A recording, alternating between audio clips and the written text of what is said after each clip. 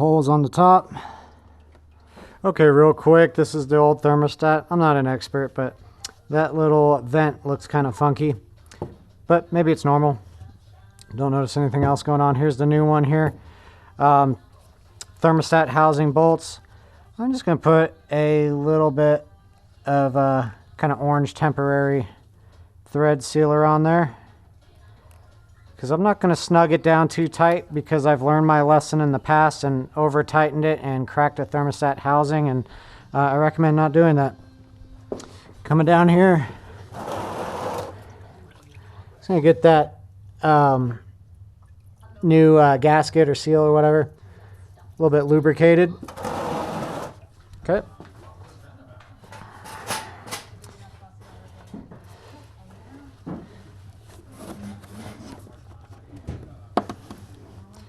This one has like a little notch right here for the seal. See that? It's kind of at an angle that doesn't leave that vent completely at the top, but it's still up on the upper quadrant. And I don't want that seal or gasket to go in at an angle, as it can tear. There we go. Just grab one of these guys and get it going. We start with the harder one on the bottom.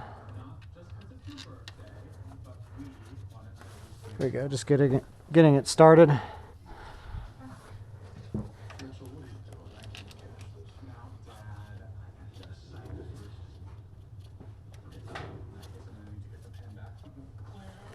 Okay, I'm not going to over tighten, just keep going.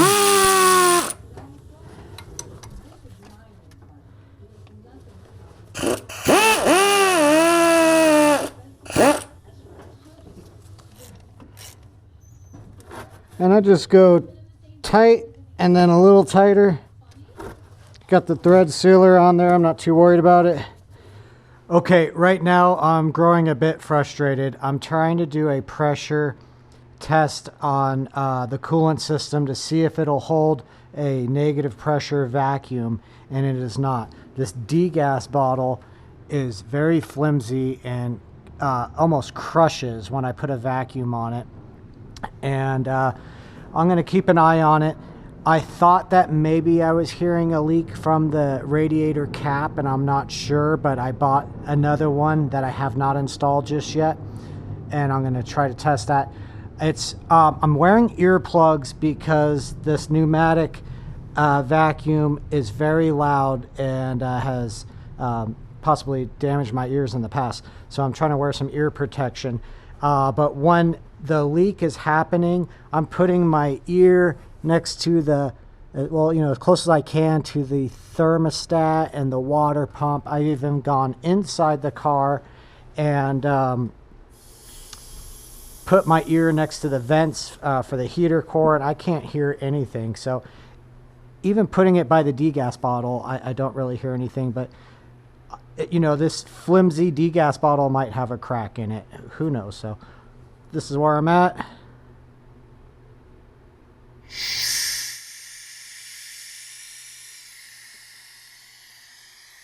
can see how much that collapses.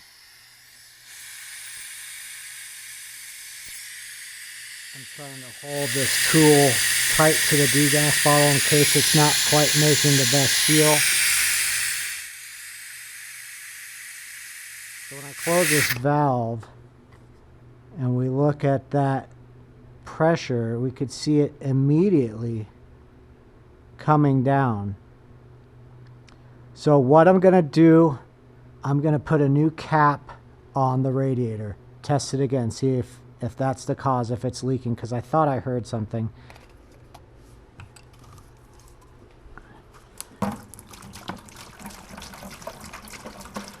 Okay, so what I think what is happening is this degas bottle is so, yeah, look at that. Can you see that? So pancaked that it's actually pushing, I don't know, the stem of this tool up and out as it's compressing. It's pushing that out, and I think it might be leaking there, even though I can't hear anything right there. So I'm just going to test this by filling the system with water and see if this thing leaks before I find out the hard way with new coolant.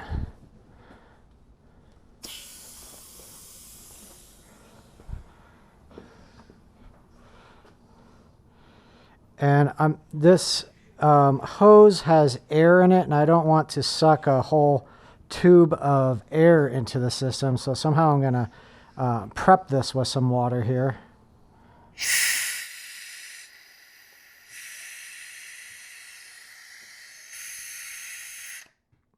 By just submerging this for a moment and turning this on just to get that air out. Okay, so now I have that prepped. All right, I'm going to continue with the negative pressure here.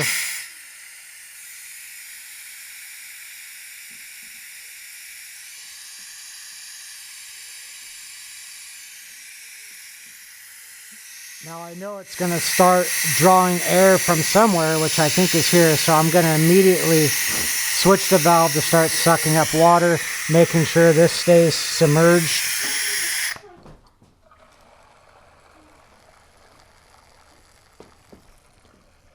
So this degas bottle really doesn't inflate much while it's sucking up water. And that's it. No more pressure. So I don't think that's a job well done. Okay, this is where I'm at. I have decided to abandon the vacuum fill method, as it is collapsing the degas bottle and you know, just not holding negative pressure. So I had to take the degas bottle apart, put my air hose in through this bottom drain, and hold my hand over the top and blow air into it to expand it and repair the degas bottle, because it's $100-something bucks for a new one. Over here, top radiator hose, we have a I don't know, like a bleeder spot, and I'm filling up coolant at that location as sloppy as I can.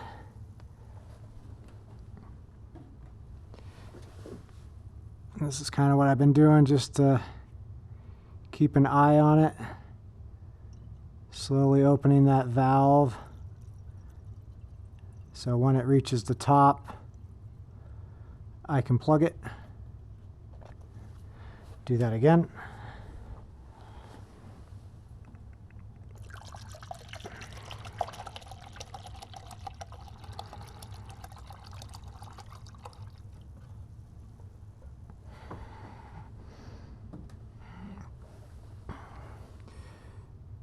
Just seems like when I open it here that, I don't know, it doesn't vent. It doesn't fill up properly.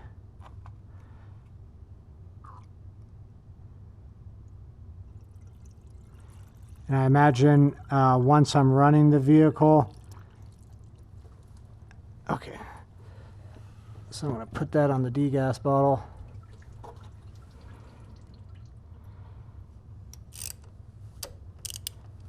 I put a little anti-seize on the threads because that gets pretty hot, and I don't want that to seize in there. Okay, and now I'm gonna let the rest go into the overflow tank.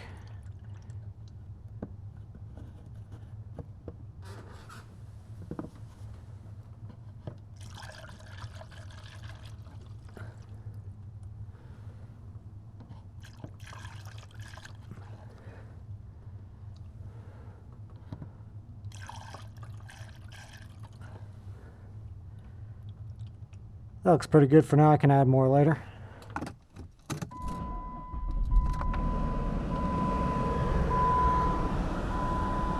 Alright, so I'm going to run the vehicle with the heater on max heat and just keep an eye on the degas bottle.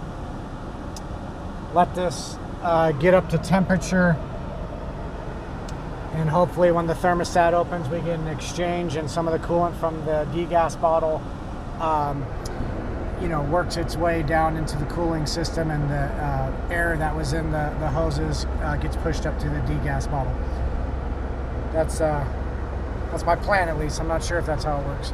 So this thing's been running for a while, like 10-15 minutes, and it's been blowing hot air in the cabin, but that lower radiator hose is not hot.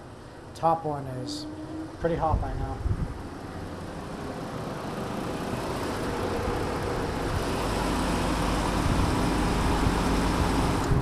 Nothing. That one is definitely hot to the touch.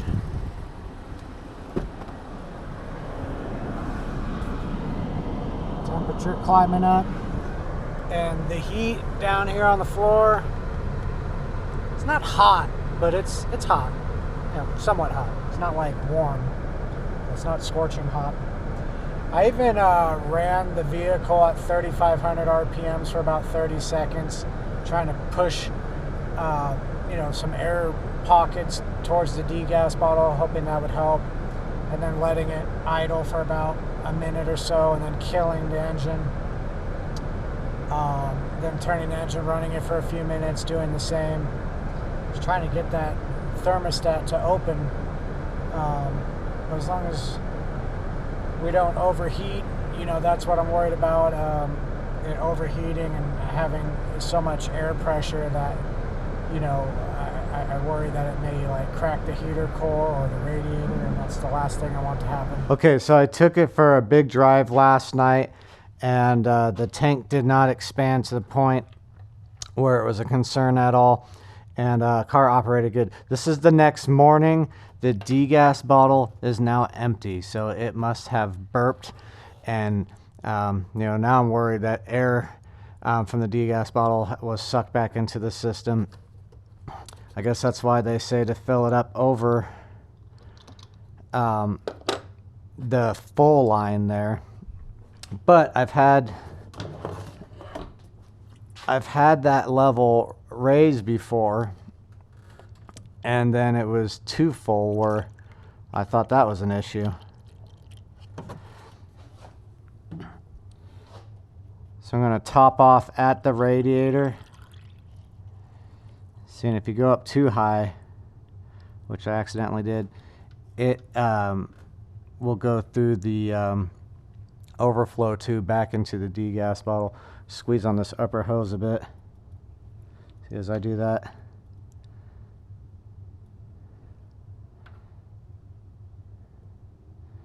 kind of moves that fluid around.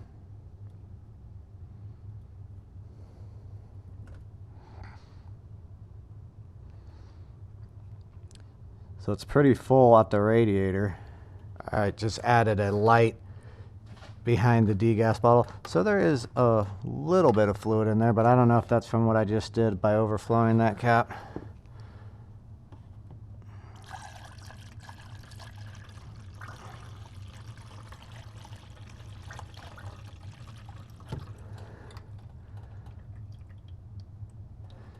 So just above the add line for now. I'm probably going to do this tomorrow in the morning as well.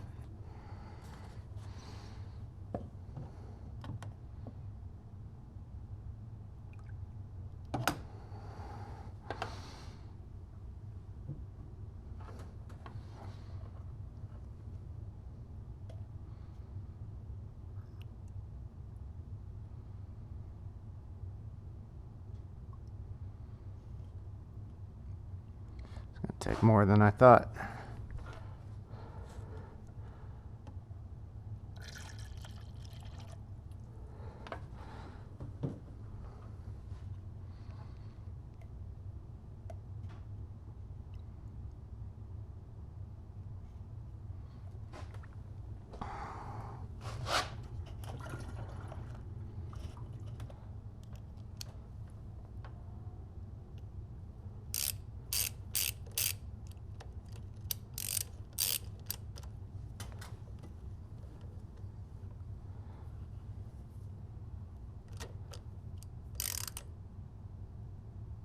Okay, so the following morning, we're looking pretty good. The degas bottle has just lowered an inch or so.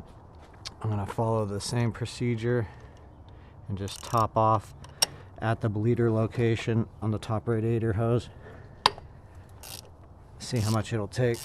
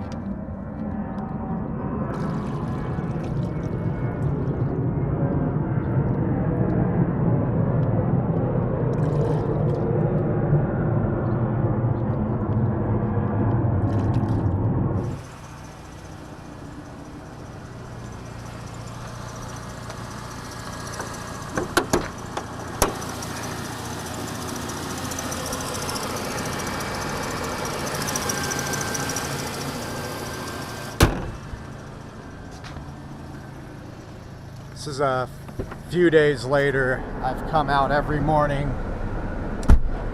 and checked the coolant in the degas bottle to make sure that I don't know, fluid hasn't dropped down, we haven't lost any, or that some air pockets haven't escaped and been pushed to the degas bottle.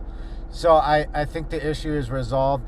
So basically this issue started on the first kind of freeze as we approach winter here, and this has happened on my other vehicle numerous times, right when the temperature drops and it's freezing outside. A water pump goes out, or it starts leaking, and I'll have to show some codes. I think I have my phone here.